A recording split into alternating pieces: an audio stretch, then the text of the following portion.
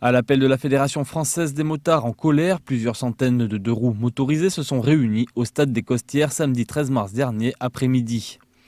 Dans toute la France, les motards se sont retrouvés afin d'alerter l'opinion publique contre les propositions de Michel Merly, délégué à la sécurité routière, qui souhaite plus de répression sur les routes. Ça fait 8 mois globalement que la Fédération française des motards en colère dialogue avec elle pour mettre en place de la formation, de la prévention auprès du deux-roues motorisé.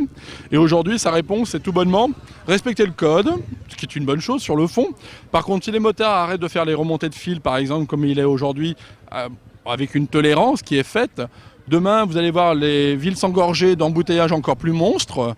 Et demain, si les motards doivent respecter les emplacements de stationnement, il nous faudra doubler, voire tripler le nombre de places pour garer nos véhicules. Les motards comme les voitures, il n'y a plus de différence.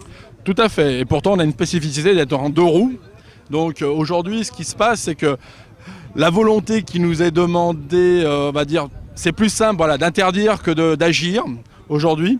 Donc l'idée, c'est de plutôt aller vers un interdit du deux roues dans le centre urbain. Bon, pourquoi pas, mais aujourd'hui, je pense que les gens qui se rendent au travail en scooter ne le font pas par plaisir, ils le font plutôt par logique et logique économique surtout. Puis en cortège, les 515 motos réunies à Nîmes sont partis faire le tour du périph' puis du centre-ville.